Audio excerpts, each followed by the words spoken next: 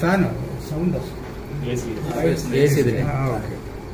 తెల్లారుజామున సుమారు 5:30 ప్రాంతంలో కొడవలూరు మండలంలోని మిక్లింపేట రోడ్లో గుర్తు తెలియని దుండగులు కొంతమంది దేవళ్ళ రమేష్ అనే వ్యక్తిని హత్య చేసి వెళ్ళారనే సమాచారం మేరకు మా కొడవలూరు ఎస్ఐకి రాగా ఎమ్మడే మా కొడవలూరు ఇన్స్పెక్టర్ గారు సురేంద్రబాబు అలానే విడవలూరు ఎస్ఐ గారు వారి సిబ్బంది ఈ సమాచారాన్ని నాకు మా ఎస్పీ గారికి అందించారు. ఫస్ట్ దాని మీద స్పెషల్ టీమ్స్ ఫామ్ చేసి అసలు ముందు హత్యకి దారి తీసిన పరిస్థితులు ఏంటి, ఎవరు చేశారో ఏంటి అనే దాని మీద వాళ్ళ తమ్ముడు రిపోర్ట్ మేరకు కేసు నమోదు చేయడం జరిగింది.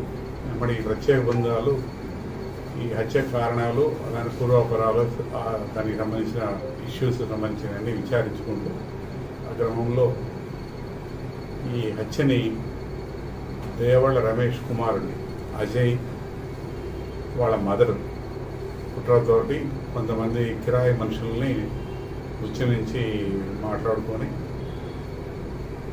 తండ్రిని హత్య చేశారు.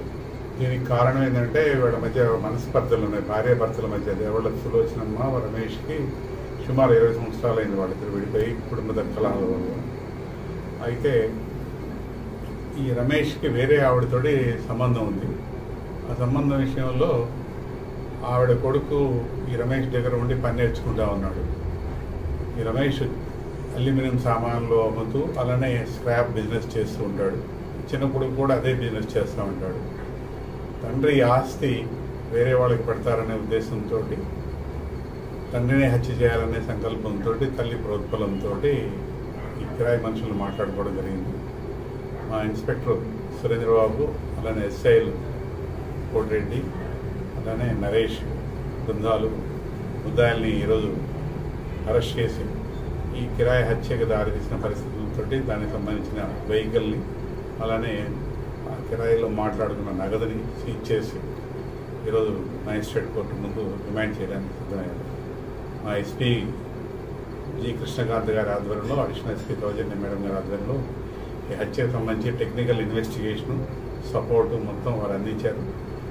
వెంబడి ఇమీడియట్గా ముద్దాయిల్ని పట్టుకోవడం రిమాండ్ చేయడం జరుగుతుంది.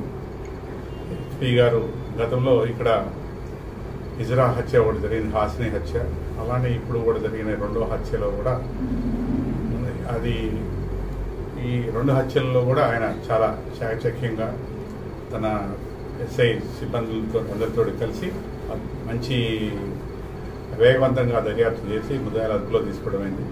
ముఖ్యంగా ఎస్పీ గారి ఆధ్వర్యంలో జిల్లాలో ప్రశాంతంగా ఉండాలని కోరుకుంటున్నాము.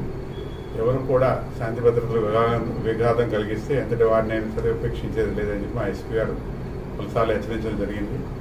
అలానే ఈ హత్యకు దారితీసిన పరిస్థితులు పూర్వాపరాలన్నీ విచారించిన మేరకు దీంట్లో ఇంకా 2 ముద్దాయిలు మనకి పరారులో ఉన్నారు. వాళ్ళని కూడా అదుపులో తీసుకుంటాము. ప్రస్తుతానికి దొరికిన ఈ 5గురిని ఈరోజు రిమాండ్ చేయడం జరుగుతుంది. వీరందరికీ ఎస్పీ గారు ప్రత్యేకమైన రివార్డు ప్రకటించారు. అవి రేపు అందిస్తారు. Thank you.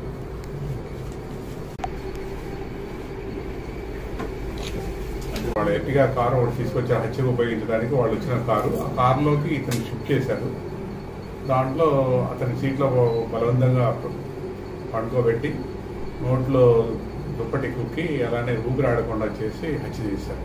వాళ్ళ కుదల ప్రకారం పోస్ట్మార్టం రిపోర్ట్ కూడా రావాల్సి ఉంది. వాళ్ళు చేసిన దాన్ని కంపేర్ చేసుకుంటాం. నలుగురు ఎస్ఐ ఉన్నారు సార్ సమయానికి. మొత్తం సక్కలు ఇప్పేసి బరీల మీద వాళ్ళు సైట్ అవుతారని పోలీస్ సైట్ అవ్వకూడదని భక్తిలో గెలిపేవాడుగా వేరే వాడు. Very good.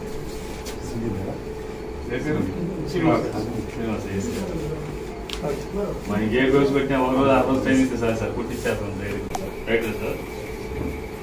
కానీ చేతులు పెట్టుకున్నాం సార్. స్టాఫ్ బాగా ఇబ్బందిగా ఉంది సార్. మాకు 2 పోలీస్ స్టేషన్కి బాగా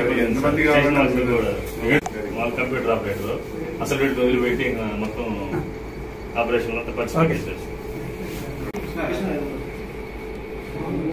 వేసే రండి.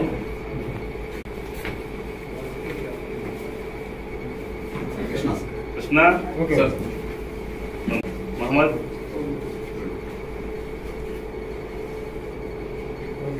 కమెంట్ చేస్తున్నారు పక్కన. రమేష్